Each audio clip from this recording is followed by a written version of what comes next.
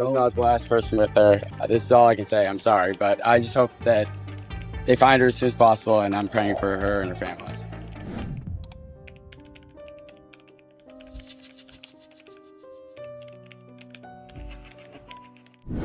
June 3rd, 2011. Just before dawn, near Indiana University, a young woman walks barefoot through the streets after a night out with friends.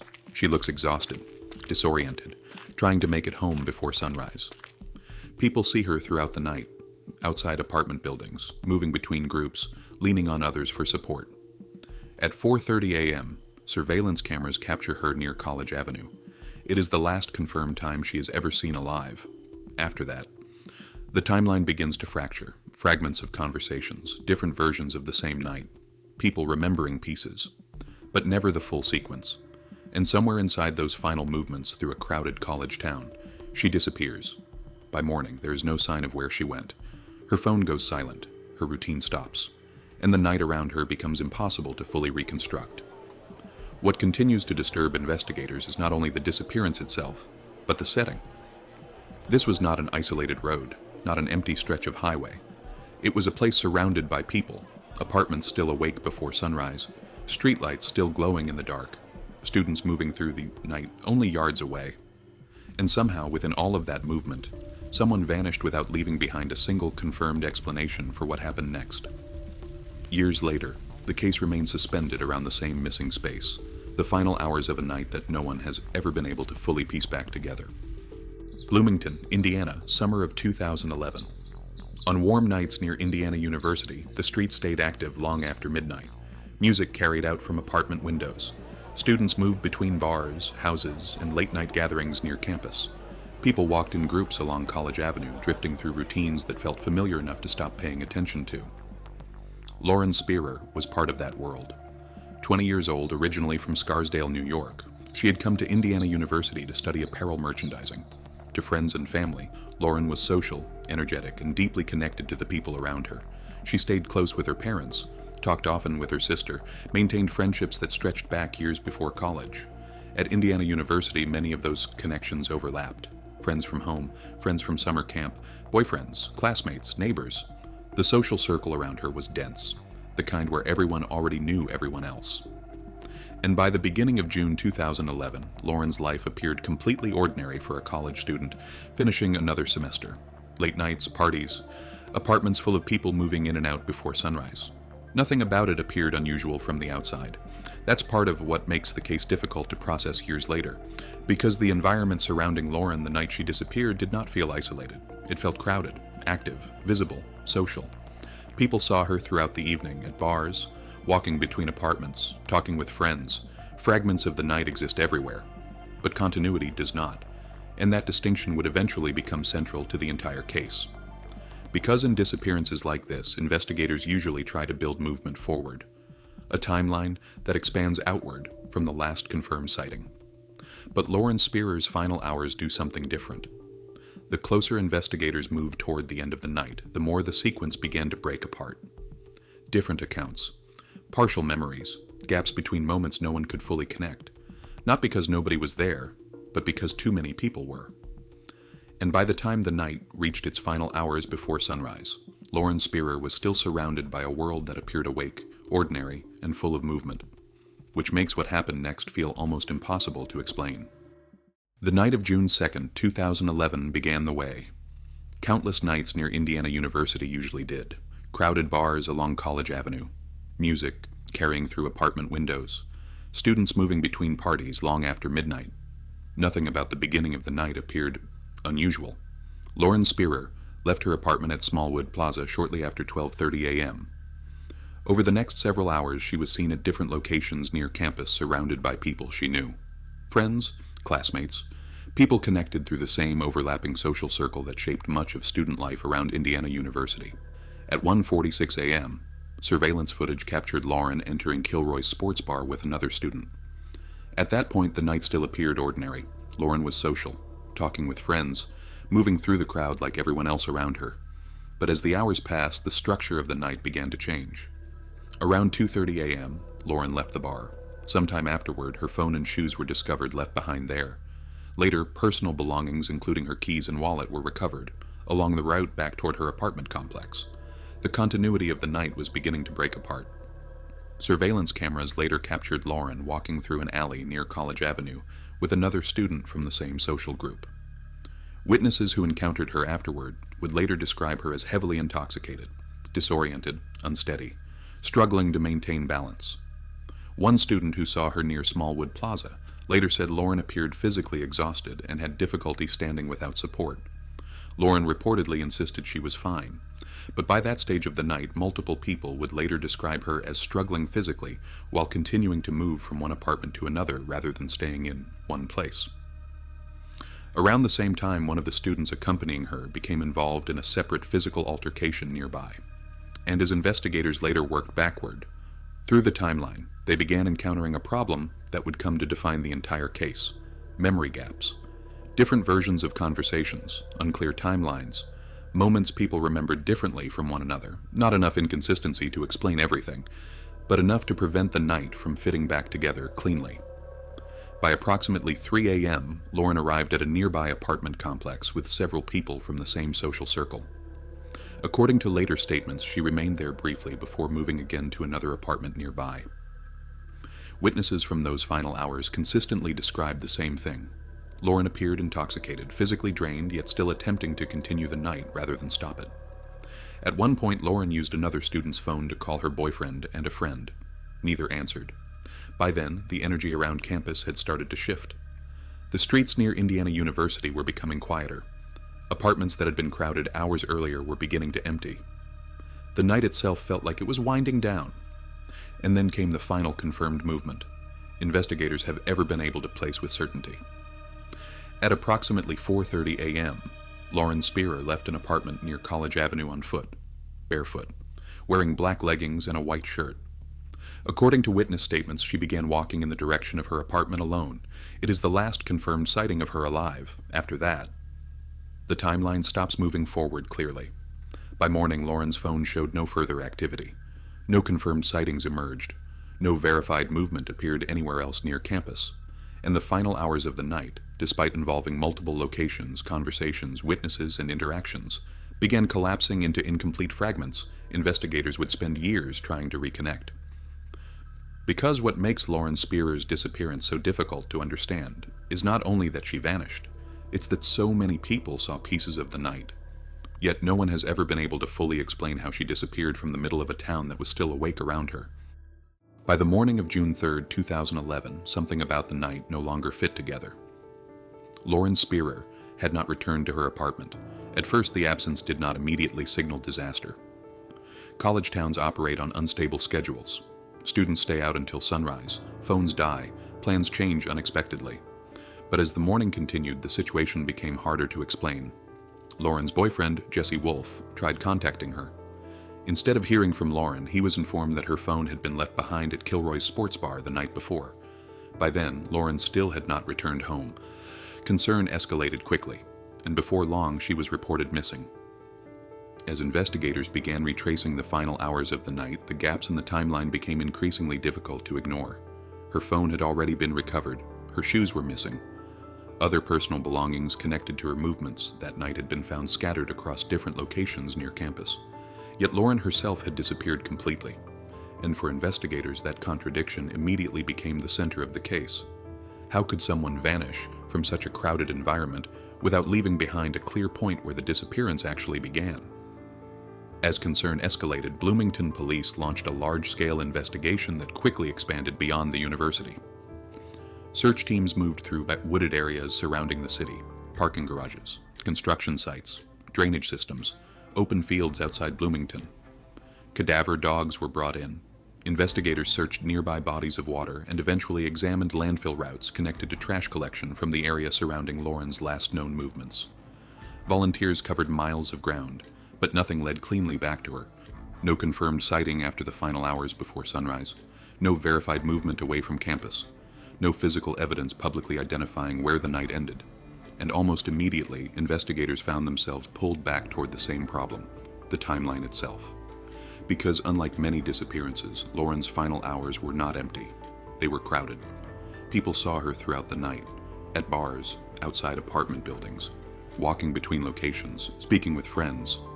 Fragments of the evening existed everywhere, but the closer investigators moved toward the final confirmed sighting, the more unstable those fragments became. Different accounts aligned in certain places, separated in others. Some people remembered partial conversations but not exact times.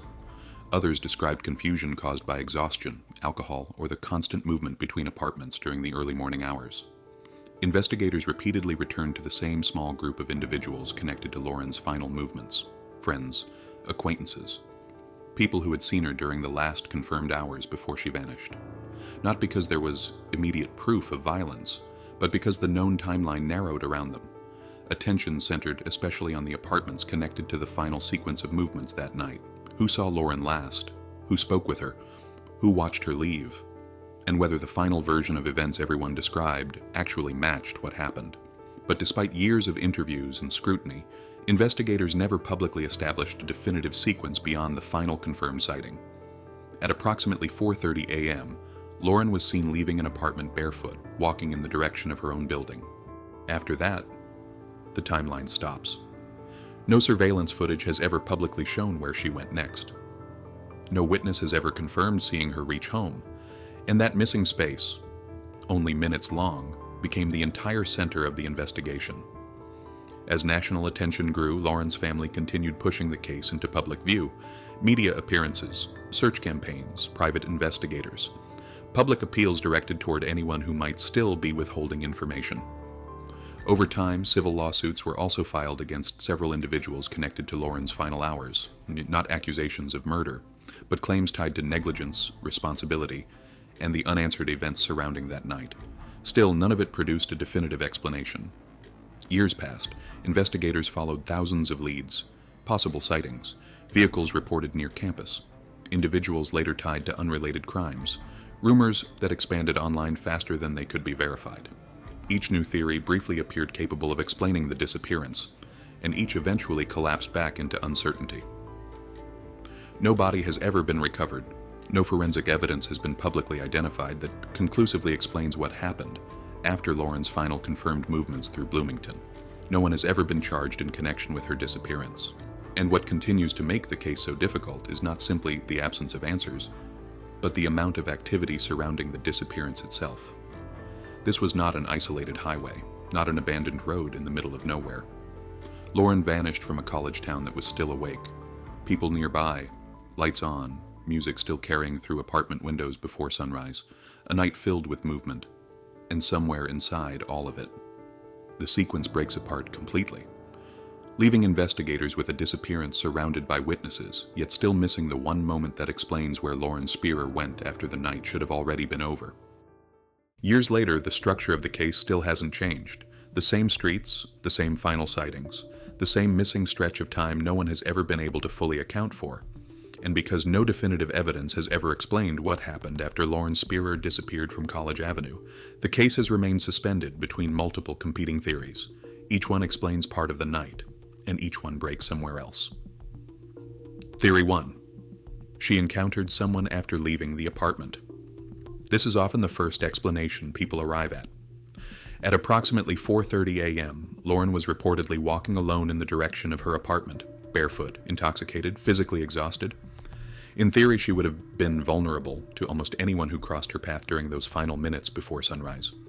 Bloomington was still active at that hour. Students remained outside. Cars moved through the area. Apartments nearby were still occupied. The possibility that Lauren encountered someone unexpectedly after leaving the apartment has never been ruled out. A stranger, someone passing through campus, someone who saw an opportunity in a moment where she was isolated enough to disappear quickly.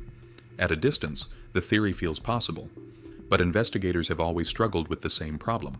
There's no confirmed evidence showing an unknown individual interacting with Lauren after the final sighting, no surveillance footage, no witness who clearly places her with someone else, no physical evidence publicly linking an outside offender to the disappearance. And in a college district filled with people, movement, and light before sunrise, that absence becomes difficult to explain. Theory 2. Something happened inside the social circle. This theory persists largely because Lauren's final hours involved repeated movement between apartments connected to the same small group of people. The known timeline narrows around them, not because investigators publicly identified proof of homicide, but because those were the last confirmed environments tied directly to Lauren before the timeline stopped completely. Over the years, public attention repeatedly focused on inconsistencies in memory, gaps in recollection, and uncertainty surrounding portions of the night. Alcohol complicated the timeline, so did exhaustion. So did the constant movement between locations in the early morning hours. Some people believe Lauren may have suffered a medical emergency or accidental overdose after the final confirmed movements of the night, and that panic afterward prevented the truth from ever being reported fully. Others believe something more deliberate occurred. But despite years of speculation, investigators have never publicly confirmed evidence establishing criminal responsibility against anyone connected to Lauren's final known social circle, and that distinction matters, because suspicion and proof are not the same thing. Still, the theory remains difficult to dismiss entirely, because the final confirmed hours of Lauren's life remain so closely tied to that environment. Theory 3. The timeline. Itself is wrong. There is another possibility investigators have never been able to eliminate completely, that the final known sequence of events is incomplete. The accepted timeline depends heavily on witness statements, and witness statements are not the same as recorded certainty. Some investigators and observers have questioned whether Lauren truly left alone at 4:30 a.m. in the exact way later described. Others have questioned whether portions of the night remain missing entirely, not hidden deliberately, but lost inside confusion, intoxication, exhaustion, and fragmented memory. Because what makes this case unusual is not a lack of activity, it's an excess of it. Too many movements, too many interactions, too many partially remembered moments occurring over a relatively short period of time, and when investigators attempted to rebuild the sequence afterward, they found themselves relying on memories that did not always align cleanly with one another. If even one part of the timeline is incorrect, then the entire structure of the case changes with it. Theory 4. An accident no one ever saw. Some theories avoid violence entirely. Lauren was heavily intoxicated during the final hours of the night. She had difficulty walking steadily. She had already lost personal belongings across multiple locations. Witnesses repeatedly described her as physically impaired. Under those conditions, some believe Lauren may have suffered an accident after leaving the apartment area, a fall, exposure, a medical emergency somewhere hidden from immediate view. Searches covered large portions of Bloomington and surrounding areas. But not every location can be searched perfectly. Not every hidden space is immediately discovered. Still, this explanation carries its own problems, because despite years of investigation, no confirmed physical trace connected to such an accident has ever been found. And eventually, every version of the theory returns to the same unanswered point. If Lauren collapsed somewhere alone that morning, why has no evidence of where it happened ever surfaced? Every explanation surrounding Lauren Spierer's disappearance eventually reaches the same boundary, the final minutes after the last confirmed sighting. That's where every theory begins to lose certainty. Because up until that point, the night still exists in fragments investigators can place: phone calls, surveillance footage, witness accounts, movements between apartments. But after that, the continuity disappears completely. And more than a decade later, no theory has ever been able to fully reconnect the missing space between Lauren Spierer's final confirmed steps through Bloomington and whatever happened next. Most disappearances eventually move outward, a confirmed sighting miles away, a vehicle recovered somewhere unexpected, a trail that expands beyond the place where the person was last seen. But the disappearance of Lauren Spierer does the opposite. Everything folds back inward, toward the same streets near Indiana University, the same apartments, the same final walk before sunrise. Because the most unsettling part of this case is not how far Lauren may have gone. It's how little distance exists between the final confirmed sighting and complete uncertainty. At approximately 4:30 a.m., Lauren was reportedly walking south on College Avenue toward her apartment, barefoot, alone. Physically exhausted after hours of movement through the night, her apartment was close enough that under normal circumstances, the walk should have taken only minutes. That small stretch of distance has become the center of the entire case, because somewhere inside it, the continuity disappears. Before that point, fragments still exist: surveillance footage, witness accounts, conversations, movements between apartments. The night remains incomplete, but visible. After that point, nothing moves forward clearly anymore. No confirmed witness sees Lauren reach her building. No surveillance footage publicly places her anywhere else afterward. No verified interaction explains who she encountered next, or whether she encountered anyone at all. It is as if the night suddenly loses the ability to continue recording itself. And what makes that gap so difficult to process is the environment surrounding it. This was not an isolated highway in the middle of nowhere. It was a college district that was still partially awake before sunrise, streetlights still on, apartments occupied, students still moving through the area. The conditions suggest visibility, but the outcome suggests disappearance, and those two things do not fit together easily, especially because Lauren's disappearance does not appear to have unfolded across hours. It appears compressed into minutes, a very short sequence of time between one known movement and the complete collapse of the timeline. That compression changes the way investigators view the case, because whatever happened to Lauren likely happened quickly enough that no one nearby fully understood what they were seeing in the moment. A person walking home, someone intoxicated near campus, a brief interaction that looked ordinary from a distance. And by the time the meaning of it could have become clear, the moment had already passed. That possibility may be the most unsettling part of all, because people often imagine disappearances as dramatic interruptions, visible violence, a scream, a scene no one could misunderstand. But many real disappearances do not happen that way. Sometimes the critical moment hides inside, something that appears routine while it is happening. A person continuing down a sidewalk, turning a corner, entering a vehicle, stopping briefly to speak with someone. Movements too ordinary to trigger alarm in real time. And in Lauren Spierer's case, the missing space is so small, yet so complete, that it has resisted reconstruction for years. Investigators can map most of the night around it, but not through it. Because the gap does not simply hide the answer, it removes the transition itself. The exact point where a crowded college night became a disappearance no one has ever been able to fully explain. More than a decade after Lauren Spierer disappeared, the case officially remains open. Investigators have continued reviewing evidence, re-examining timelines, and following new leads connected to the final hours before she vanished near Indiana University. Over the years, law enforcement agencies have stated multiple times that the investigation has never stopped completely. Tips still arrive, interviews are revisited. Old evidence is examined again through newer forensic methods whenever possible. But despite years of investigation, no one has ever been charged in connection with Lauren's disappearance, and no definitive explanation has ever been established for what happened after the final confirmed sighting before sunrise on June 3, 2011. For Lauren's parents, Robert and Charlene Spierer, the case never became something confined to the past. They continued speaking publicly for years, appearing in interviews, supporting search efforts, pushing to keep Lauren's name visible long after national attention faded. Not only because they wanted answers, but because they understood how easily unresolved disappearances can slowly disappear from public memory as time passes, and maybe that persistence reflects the central difficulty of this case itself.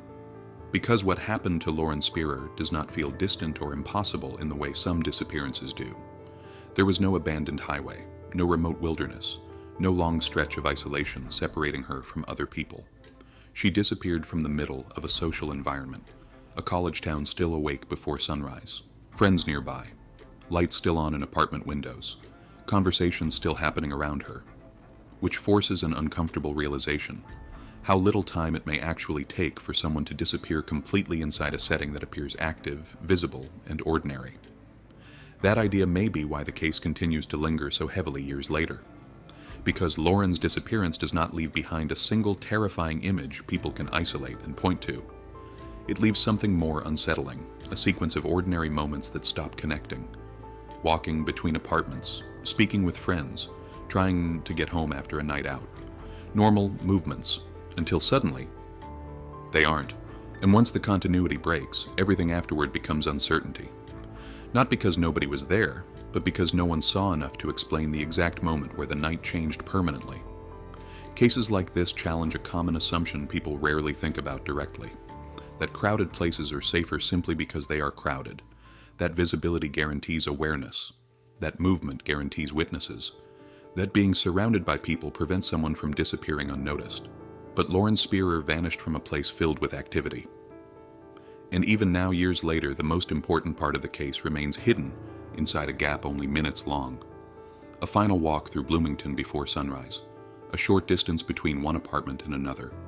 And somewhere inside that ordinary stretch of time, A young woman disappeared in a way no one has ever been able to fully reconstruct, which may be the reason this case still feels unresolved in a deeper sense than most. Not simply because Lauren Spierer was never found, but because the final hours of her life remain suspended inside a night that still refuses to come back together completely. More than 13 years later, the disappearance of Lauren Spierer remains unresolved.